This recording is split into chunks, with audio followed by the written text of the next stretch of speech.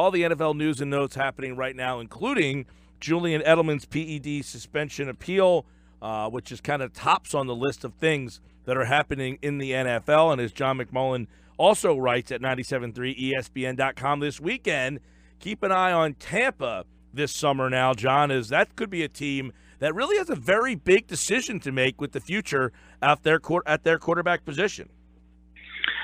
Yeah, they really do. And I think today's environment, and we've seen it in everywhere, really, across culture, so-called Me Too movement, you don't know how this is going to unfold. So I remember we've had this discussion for a while, and really back in March before the draft, about the Eagles potentially trading Nick Foles. And I mentioned at that time there were just too many options. And the likelihood that someone would become desperate and offer a first-round pick in August when there weren't as many options, probably not good odds on that. Well, the odds just went up. If things go south, and they could go south quickly in Tampa Bay, and they decide they don't want Jameis Winston to be the face of their franchise, it's not going to be a football decision. It's going to be a decision based on how the public sort of moves forward and views him. All of a sudden, they could be in the market for a quarterback. Yeah, I know there's like some talk of, a 3-game suspension, but there could be more, there could be less. But after that, Tampa Bay itself could decide, you know what, we're ready to move on here. And just effectively, could they release him, or is there all sorts of financial problems by doing that? No, there's virtually no financial problems. Remember, he's on the 4th year of his rookie deal. They did pick up his 5th-year option, so he's got the huge number next season, which is $20.9 million, I believe, but that's only guaranteed for injury. So essentially, the Bucs can walk away if they want to from this contract, and the only thing they would owe him is sort of that prorated signing bonus on the salary cap, but they could probably win that because of the suspension. They could probably get that back from him. So it would be virtually nothing from a financial standpoint. And so, yeah, they could make that decision. And again, he's too good of a quarterback. I don't want to make it seem like I think they're going to do that, because I don't at this stage. He is too talented of a quarterback. But as I mentioned before, we've seen in Hollywood, all over, if you're accused of sexual assault, as he has been in today's environment, the PR hit might decide it's too much. And that would be the avenue where they would do something like that. Not saying it's going to happen, but it certainly potentially could happen. Well, some people would say the 5th-year option would be an issue for Tampa Bay, but you don't think that's too much for them to move on from? No. As I said, that's not guaranteed. That's only guaranteed for injury. So, for instance, if Jameis just stunk up the joint this year, he had no off-the-field problems, the Buccaneers could just decide to release him anyway, not want to pay him that, and they would not owe it to him by next year. So from a financial perspective, it wouldn't be an issue at all. John, a lot of people have their eyes on this Julian Edleman case today. I mean, yeah, it's a big name. So anytime a big name in this league is... Well, he's saying that he is mounting a vigorous defense of this. Yeah, and, we've seen these appeals in the past, and sometimes they do work and certainly get suspensions knocked down a little bit. He seems to have an issue with the evidence and how it was handled. So if there is something to that, I could see him winning it. Generally, though, history says there's not a good sort of percentage of players getting suspensions overturned. So we'll just have to see how it unfolds. If the league did mishandle his sample, then he's got a case. Other than that, it's probably just talk. John McMullen at JF McMullen with us here on the Sports Bash Boardwalk Honda Hotline. And we're going to take a look at some different teams leading into training camp here. Today we'll start with teams from the West. Kansas City, Alex Smith sent to Washington this offseason, and they drafted Patrick Mahomes last year. He is now their starting quarterback. And, you know, the Chiefs essentially, they've been a team that's been a playoff team. They've been constantly, you know, winning divisions down in the AFC West, but they have turned the page from Smith to Mahomes. So do the Kansas City Chiefs take a step back with Patrick Mahomes? Well, that's pretty much the definition of their season. It's uncertainty. You kind of knew what they would be with Alex Smith, who's a good quarterback, but I think they feel he had a ceiling, and that ceiling wasn't going to be able to take him to the Super Bowl. I don't know if that's fair or not. So they're sort of going to Patrick Mahomes, obviously, as a first-round pick last year, and they gave up a ton to get him. He's got a tremendously high ceiling. But you would think there's going to be some growing pain. So maybe this is take a step back in 2018 to take 2 steps forward in 2019. I think that's got to be the mentality to get him on the fast track and get him ready. But certainly I don't see any way that Patrick Mahomes, with no experience, is going to be better than Alex Smith and all the experience he had. And that's a guy who won a lot of football games in Kansas City. Yeah, I mean, what's the message that you're sending is essentially what? That Smith just isn't good enough, or that this team just isn't good enough? Because this is a team that's been a 13-win team. Last year they were 10-6. I mean, they have constantly, in the Andy Reid-Smith era, they've been at the top of the West.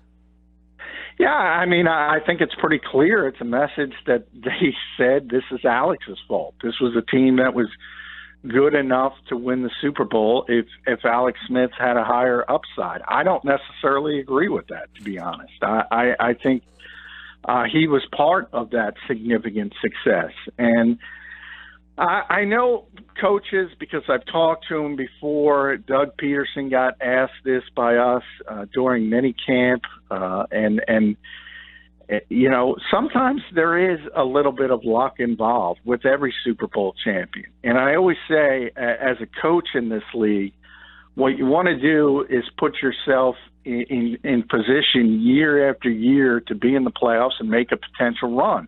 And hopefully in one of those seasons, everything falls into place and you win a Super Bowl.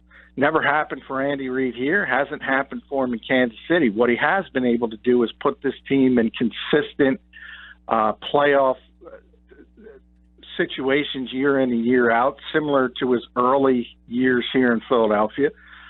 And he hasn't gotten over the top. Now people are starting to point fingers, and it's pretty clear that they're blaming it on Alex Smith. And as I said, I don't necessarily agree with that. Yeah, and it seems that now you put yourself – I mean, I don't want to say is Andy Reid on the hot seat, but if you make this kind of decision, are you putting your job in jeopardy? Well, there's always a potential, because if you take a big step back, yeah, people are going to start – I'm not going to say he's going to get fired this year, but all it needs is sort of that 2-year window. And if they do take a step back and all of a sudden become an 8-8 team or a 7-9 team, and then you have a second bad season, well, all of a sudden, yeah, you're on the hot seat. So it is a big sort of chance that this organization is taking, and they are hitching their wagon to Patrick Mahomes, who has a ton of talent. There's no question about that. But he's a very raw guy, and we'll see how he develops in his first season as a starter. Certainly there's a ton of talent around him, skill position-wise. If you look at Tyreek Hill on the outside, Travis Kelce might be the only pass-catching tight end in this league better than Zach Ertz. You have Kareem Hunt, so you have a running game. In some ways, this could be sort of Dallas and Dak Prescott's first year, because the supporting cast is so good. Maybe he looks a little bit better than he is at this stage, but we'll see how it shakes out. Yeah, didn't Andy go through this once? You know, he drafted Kevin Cobb, traded Donovan McNabb, and basically handed the job to Cobb, got him fired essentially. Or not got him fired, but the breadcrumbs led to him getting fired. Yeah, I don't think it's completely the same, in that Mahomes is obviously a much better prospect than Kevin Cobb ever was, and that's one of those. Andy has a sort of a reputation of being really good with quarterbacks, and I think it's well deserved. But that's one most of us shook our heads at. I never understood why he did hand the keys sort of to Kevin Cobb, and obviously that was proven to be the wrong thing to do. Ultimately, you would hope Patrick Mahomes and where he was taken, obviously his arm strength, his arm talent, significantly better than a Kevin Cobb. They did trade Marcus Peters this offseason. What's the message there? This is a team that's been first in the West, 13-win team a couple of years ago. I mean, they were on the precipice. People thought they were a Super Bowl team. They had some injuries that maybe pulled them away from that. But you're trading Marcus Peters. What's the message there? Well, I think that was an individual message. They were tired of some of the off-the-field stuff with Marcus Peters. I don't think that was an indication that, look, we're trying to rebuild or anything of that nature. They just tired of the particular player. And sometimes that happens with every team. Certain players, whether they rub the organization the wrong way, rub the coaching staff the wrong way, and they can be talented, but that's not, to me, that's sort of an outlier. It's not an indication of really anything, just the fact that the Chiefs were kind of tired of his act, to be honest. Yeah. He goes to the Rams. We'll talk more about them in just a bit. Sammy Watkins, who was a Ram, he was a Bill, and now he's a Chief. Do you like that signing with Patrick Mahomes as the quarterback? Well, I mean, he's a talented guy. Yeah, he's an odd guy to really put your finger on in this league. Yeah, they're paying him a lot of money. They're paying him like he's one of the best receivers in football, and he's obviously not proven to be that. Now, one of his major issues is he's not been able to stay healthy, stay on the field. Nobody questions his talent. I think it is a good spot for him in the fact that, as I mentioned, some of the other talent, Tyreek Hill and Travis Kelce, he's not going to be seeing a ton of double teams. So he should be able to have a chance to excel. And then you go to the next step, and that's more of Mahomes. Is Mahomes able to take advantage of all the talent around him? And that's always iffy with any young quarterback, not just him. But I think it's a good spot for Watkins in the fact that with Kelce and Hill there, he's not going to see a ton of double teams, so he should be able to excel. Talking NFL with John McMullen here. They signed linebacker Anthony Hitchens, quarterback David Amerson. We talked about the trade of Smith. They got Fuller back in that deal from Washington. So they traded Peters away, but they did add some pieces to that defense. So do you think the Chiefs' defense will continue to be one of their strong suits? Well, I think there's more question marks this year than usual, and I think with the Chiefs, it's always started with their pass rush and Justin Houston more so than anybody else. But if you think about Tom Ali and guys like even D Ford, obviously it's going to be just Houston now, and they've been disappointed with D Ford. So I think when you take away that devastating pass rush, that makes everything more difficult. And they lost. If you can get to the quarterback, the opposing quarterback, it makes things easier. Yeah, they lost Derek Johnson too. You talk about pass rush, they lost Derek Johnson. Well, he was more sort of he was an inside linebacker, sort of the captain of the defense, sort of their Jordan Hicks, and he was aging. He's an older veteran player, very successful, obviously. But, yeah, that's another guy that has been sort of a household name in Kansas City for years and years and years. And you just can't assume you're not only taking away an effective player, you're taking away a leader.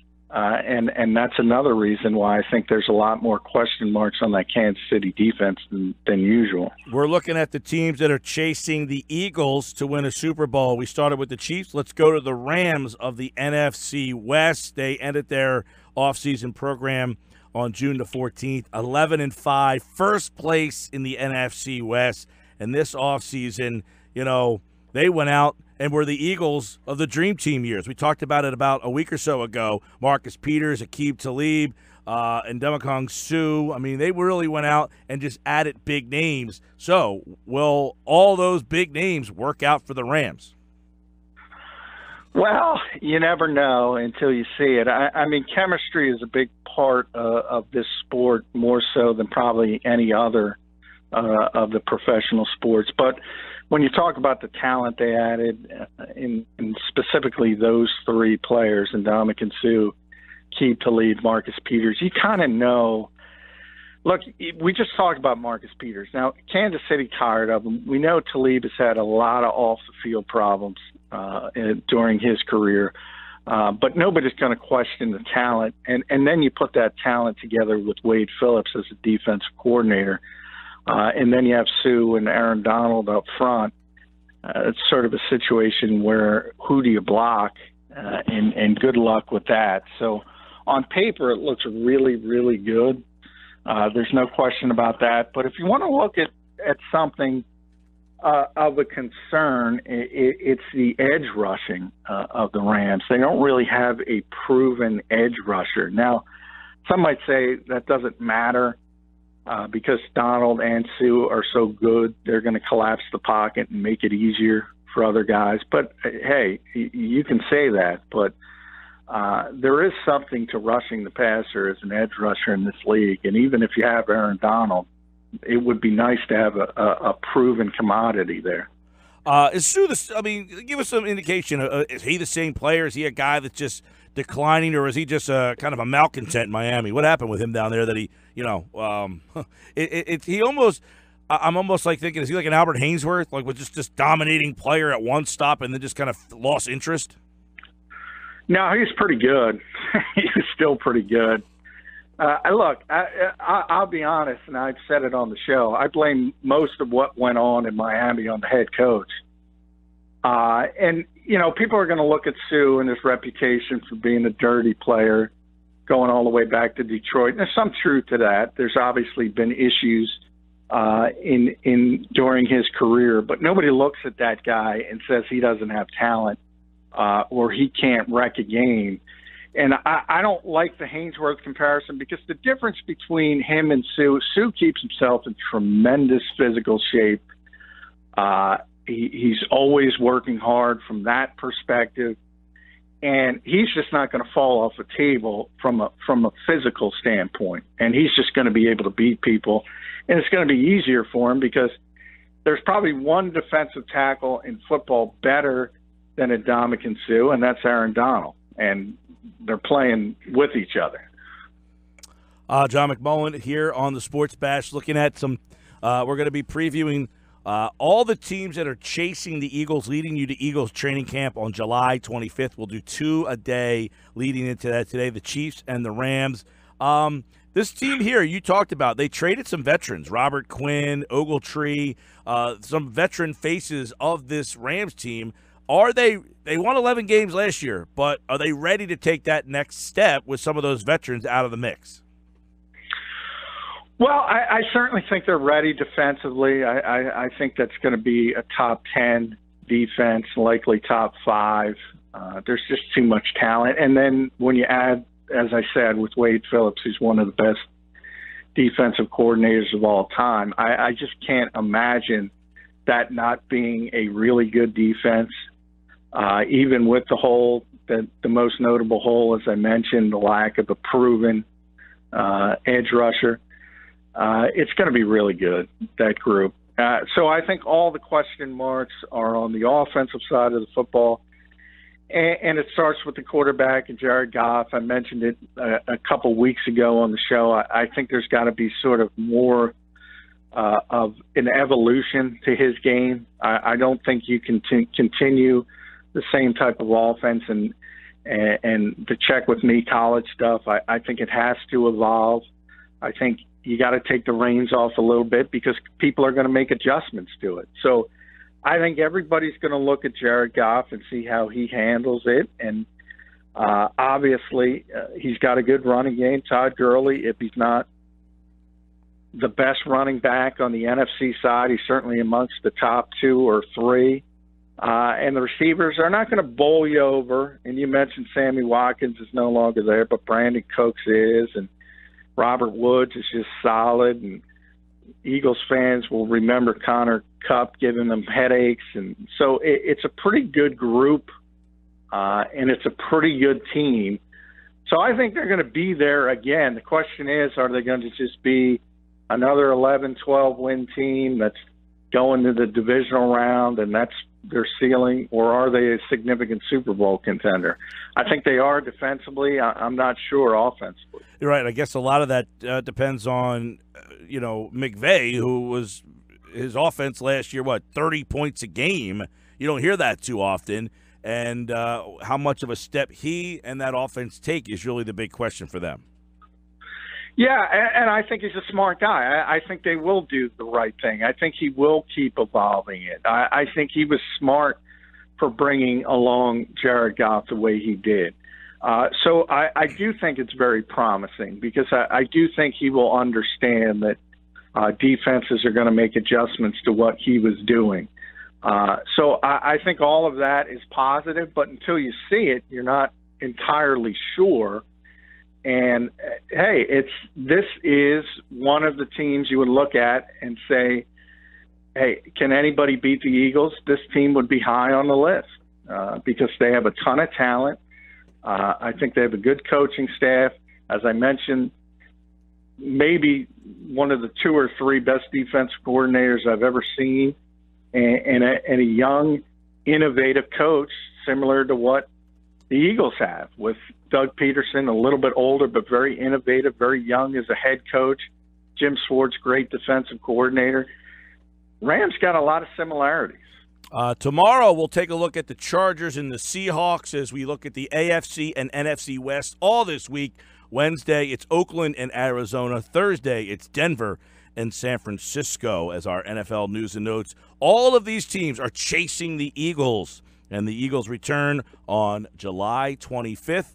We will do the AFC and NFC South the following week, the North the week after that, and the NFC and AFC East will lead us into training camp. John McMullen all along the way here. Follow him on Twitter at JFMcMullen and check out his national column at getmoresports.com. John, take care, pal. Thank you.